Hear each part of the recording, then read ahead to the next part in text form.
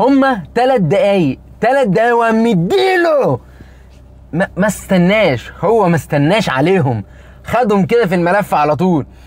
عماد النحاس راح له قال له بقول لك يا صاحبي احنا معانا حكايه. قال له يا باشا انا من السلام، انا من السلام. نزل خلص. سيد شيمة مع حكايه خلص على طول. حسين الشحات يعني بعد 17 تمريره واخيرا الكره رايحه من اليمين للشمال، من الشمال لليمين، من اليمين للشمال، للشمال لليمين، اليمين للشمال، الشمال لليمين، اليمين الشمال، الشمال لليمين. اهلي يا جدعان يا جدعان يا جدعان يا جدعان يا جدعان، الاهلي عظمه.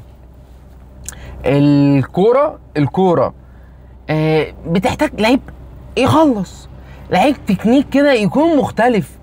الوقت في خلال ال 17 تمريره الكوره من اقصى اليمين لاقصى الشمال، الكرة وهي عنده رقم 16. قلت خلاص بقى هيرجعها لورا، والله عمل دماغه كده ودى محمد شريف، واخيرا كرة لشريف على الارض.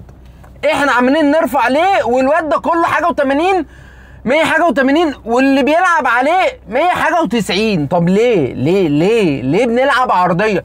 هو التاني اصلا عشان يعمل جامب هيطلع يجيبه، فلما الكرة تبقى على الارض يقول له انزل لي بقى، فنيمه قام مديله، سحب له السحبه وسندها لحسين، وحسين ما كدبش خبر.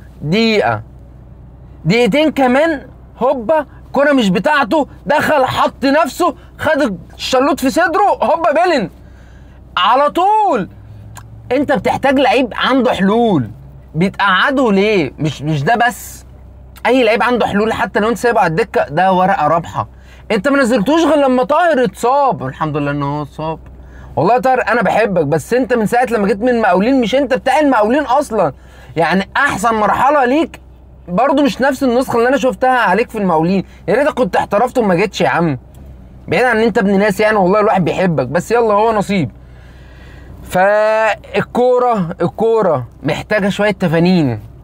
اللعيب المهاري بفلوس، عايزين تمشوه، سواء هو او عبد القادر او امام عاشور، 3 اللي عندهم حلول في الاهلي، لان هم ال3 المهاريين، 3 اللي بيعرفوا يقفوا على الكوره وممكن يعمل فنت كده ويخلص. يعني تريزيجيه انت دخلت شوط ضربه الجزاء، انا على قناعه ان في لعيبه كتير احسن منك في الاهلي يشوطوا ضربه الجزاء، حتى لو زيزو متصاب ومش موجود في الملعب، في لعيبه احسن منك تشوط ضربه الجزاء كتكنيك. يعني حسام عرفات بتاع النادي الزمالك لما دخل شاط ضربه الجزاء شاطها حلو، حطها حلو. فيا ريت يا ريت يا ريت. اسمه حسام عبد المجيد، اسف معلش يا عم حسام حقك علينا. هو لما دخل شاطها حلو، يعني احسن بكتير قوي من اداء تريزيجيه. طبعا احنا كاداء بقى كوره، الشوط الاول احنا ما جيناش خالص، والشوط الثاني لو الزمالك ما كانش رجع لعب 11 في نص ملعبه احنا ما كناش هنعرف نعمل حاجه. فيا ريت يا ريت يا ريت يبقى في حاجه في التمارين بتتقال، علشان كده كتير احنا مش بنتفرج على اي جمله في الملعب. وجمهور الزمالك هارد لك، الراجل اللي كان بيعيط ده ربنا يكون في عونك. انا مشجع زيك وتيجي عليا لحظات زي دي، بس ما اتمناش يعني الموقف ده يحصل. اخر مره كنت شفته من حد من الجماهير كان في منتخب مصر، وانا حتى كمنتخب ما اتمناش انه يحصل. هي يا جماعه كوره، احنا نفرح نتبسط نحفل فيها على بعض نسلي يومنا، ولكن مش اكتر من كده.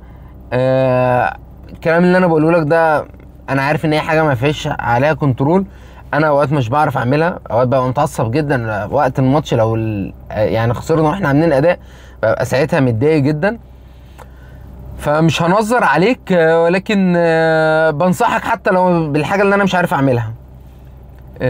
هارد لك لكل الزملكاويه، وسمعونا حسكم ايه اللي جرى عندكم. سلام.